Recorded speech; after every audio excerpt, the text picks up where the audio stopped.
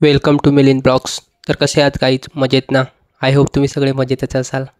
चला तर मग गाईज, आज आम्ही निघालो होतो मानस मंदिरला फिरायला. आयट्याचे मित्र भेटले होते. रवी भेटला. रवीला म्हटलं, बाई काय सकाळी सकाळी चहा पाज.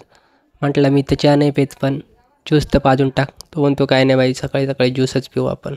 ज्यूस पिलो. तर इकडे ज्यूस पिता पिता आम्हाला एवढं लाज होतं का म्हटलं व्हिडिओमध्ये मी ज्यूसच पिणार नाही.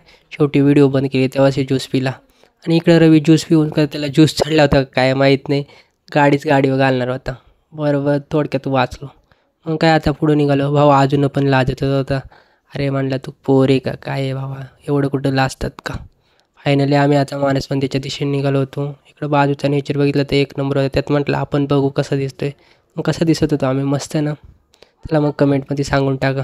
आणि आता इकडे दोन रस्ते होते, एक शहापूर साईडला होता आणि एक मानस मंदिर. पकडला बाबा रस्ता. फायनली आम्ही मानस मंदिरच्या गेटवरती पोचलो. बघितलं तर अरे यार काय भारी प्लेस होता. मग असे प्लेस बघायला कोणाकोणाला आवडते ते नक्की कमेंटमध्ये सांगा. आणि मानस मंदिरला कोण कोण आलं आहे ते पण कमेंटमध्ये कळवा. तर मानस मंदिरच्या गेटच्या आत एंट्री झाली होती आणि हे मंदिरं बघून एवढं भारी वाटत होतं ना, एक नंबर प्लेस होतं. आणि इथं शांत आणि एकदम हवेगार थंडगार असं प्लेस बघून मनालासुद्धा आनंद होत होता. तर काही तिकडे येण्यासाठी आसनगाव स्टेशनपासून रिक्षा असतात. 20 ते 30 रुपये घेतात ते. आणि तसंच 5-1 किलोमीटर अंतरी तुम्ही बाईकवरती पण येऊ शकता. आणि फॅमिलीसोबत येण्यासाठी एक नंबर हे प्लेस आहे.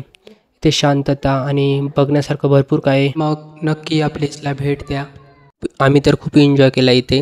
तसंच इथे फोटो वगैरे काढणे जास्त अलाऊ नाही, त्यामुळे आतमधलं काही दाखवता नाही आलं. परंतु बाहेरून हे तुम्ही बघितलं तर किती भारी आहे, एक नंबर. शेवटी इथलं सगळं बघून घेतलं आणि इथलं दर्शन वगैरे झालं. त्याच्यानंतर आम्ही सरळ निघालो शहापूरमध्ये, कारण आज आम्हाला बिर्याणी चारणार होतं. मग काय निघालो बाबा शहापूरच्या दिशेने. आणि शहापूरची बिर्याणी एवढी कडक आहे ना, एक नंबर. मित्र आहे म्हणले बिर्याणी म्हटली तर मज्जा असते. आणि हा टनलमधून सरळ पुढं निघत चाललो होतो. अरे याला म्हटलं कुठून चालला आहे बाई, आपल्याला दार रस्ता पण माहीत नाही. हा भाऊ म्हणतो तुला फक्त मागं बस, आपल्याला फक्त बिर्याणी सेंटरवर पोहोचवायचं काम आपला. इकडे त्यात मित्राच्या घरी जायचं होतं तर मित्र घरी नव्हता. म्हटलं जाऊ दे आता, स्ट्रीटून सरळ निघालो. म्हटलं चला आता डायरेक्ट सरळ शहापूरमध्येच जाऊ. फायनली आता शहापूरचा रस्ता पकडला होता. आणि जाता जाता आम्हाला हे आंबे आणि इथले झाडं बिळं बघून एक नंबर वाटत होतं. आणि आता तुम्ही बघू शकता इथं पुढं हा आमचा ITIA कॉलेज. आम्ही ज्यामध्ये 2 वर्ष राडं केलं, सगळं कांड कारस्थानं केलं ते हे ठिकाण. आणि इथं नवीन ITIA बनतच होता. अरे म्हटलं अरे आपला लय बॅडला की आपण निघून गेलो तर इथं ITIAमध्ये लय सुविधा सुटल्यात. आणि आम्ही या ITIAमध्ये एवढं केलं आहे ना, तर कमेंटमध्ये सांगा ITIAमध्ये 2 वर्ष तुम्ही कसे काढले आणि ITIAचे दिवस तुम्हाला आवडतात का नाही. तुम्ही बघितलं तर इकडे पुढं JCB. अरे लहानपणी सगळ्यांचं स्वप्न राहायचं काय याला JCB पाहिजे, आणि आता मोठे जे झाले होते ते JCB आपल्याला आवडत नाही. मग इकडे बघितलं तर हा नवीन ITIAचा प्लेस होता आणि आमचावाला चायनीज सेंटर, सगळ्यांचं आवडतं आणि सगळ्यांचं भेटण्याचं ठिकाण. आणि इथं हा वेताळेश्वर मंदिर होता. आणि इथं एक क्रिकेटची मॅच चालू होती. आणि मॅचचा आनंद घ्यावा होता. म्हटला रवी म्हणतो नाही पोटात कावळे कुठे आता आपण बिर्याणीच खाऊन टाकू. तर मस्तपैकी मॅच चालू होती. आहे शहापूरचा स्टेडियम. आणि आता सरळ अरे इथं म्हटलं आता या बाईंनी ठोकतोच का काय, कसा विसाबाई सावरला बाई. म्हटलं आज मारच खाणं लावणार होतं. त्या तिकडं मार्केटमध्ये गेलो होतो. बापरे बाबा एवढी भीड होती. गर्दी बघून आम्हालासुद्धा घाम फुटला होता. वरून उन्हाचं तर वातावरण अजूनच बेकार होतं.